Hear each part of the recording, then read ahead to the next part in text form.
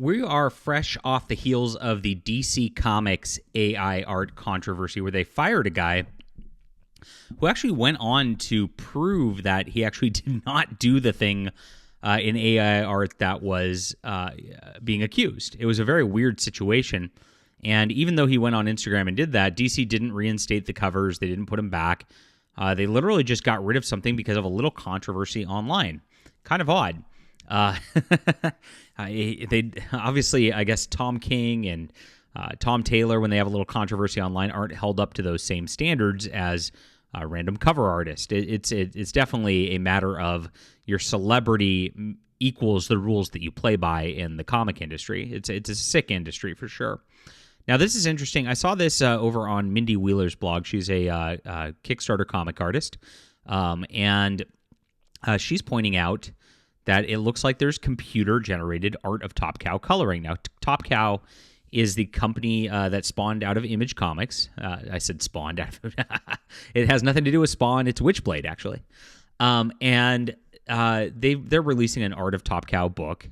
And this seems to be an issue here that's going on. So, selling a $24 paperback and $74 hardcover on Amazon, the beautifully colored Art of Top Cow is not free of mistakes. One might wonder if this is the result of computer-generated coloring techniques or if it's just digitally repainted. Now, it's pretty interesting. People don't seem to have the same attitudes about coloring, filling in certain areas and things like that, as compared to like AI art. I don't know why coloring doesn't matter to people. The lines just matter. But that does seem to be the case when it comes to like controversy on the internet. And it's interesting that this is being brought up here because it kind of shows the hypocrisy of people who are just, screw AI art, pay the artists. When the comic industry has been using these different digital coloring techniques for a long, long time. This is not something abnormal whatsoever. Either way, details from Silvestri's original line work have disappeared, been changed, or new ones have appeared, and she actually shows this off. When looking at her armor closely, you start to notice a blue jewel that didn't exist in the original inks, and you could tell there's two different coloring versions here that were done with this, and it was definitely not there in the one before. Somebody just put that in there as the detail. Very odd. Was it really colored by hand, or was it run through a program to generate colors using the inks as a guideline? That's interesting. So the signature indicates it may have been created in 2009 by the 09 beneath the colorist's name. Advanced AI technology may not have been around then. Image filter programs in Photoshop have existed for decades. And you can see this. Mindy Wheeler was a professional colorist. She's worked with several different companies. I know she was at Zenoscope for a bit. And she knows quite a bit about this deal here. She says, I've never known it to be common practice to alter the original inks in the coloring process. They try not to, unless they're ordered to, because there's an error in the inking or whatever. But you can see it again, just like with the way that the hands are shaped. It's not quite right. Very interesting stuff. Under further examination, it feels like 6 differences photo from an old newspaper. More and more pop out the closer that you look. Some details are completely erased. Others are added and rendered in a different digital style. Interesting.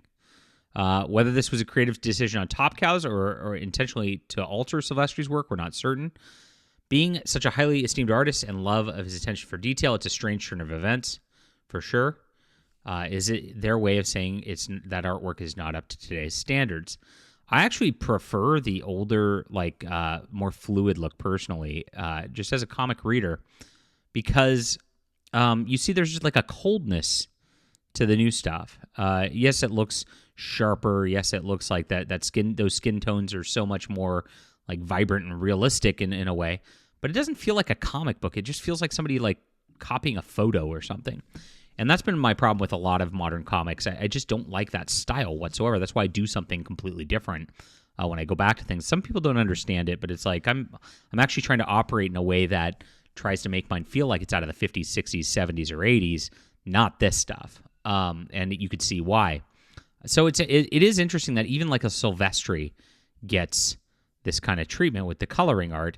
And this is just how it is. I mean, it's been this way with recolored things throughout history. The most controversial one that I'm aware of is actually Alan Moore's Swamp Thing.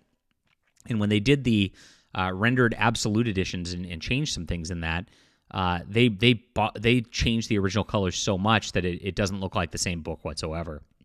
It's a disaster. Coloring does impact things quite a bit, and people don't pay attention enough to colors. I mean, look at the amount of detail that's in this, just based on this versus the small pictures of the old version of it. You can tell it's nearly a different drawing. Colorists really do a lot of work, and it makes or breaks a piece. What do you think about this? Do you care whether it's done digitally or whatever? Do you think this looks better? What do you think should be done here? Leave a comment down below. Hit the like and subscribe button. And guys, if you want to check out something different where the it's more of an older style, check out my books. I really recommend Overmind for you. It feels like a classic comic, and the storytelling's awesome. That link's in the description below. I've got a full web store with a lot of different books you can check out. I appreciate you for being there.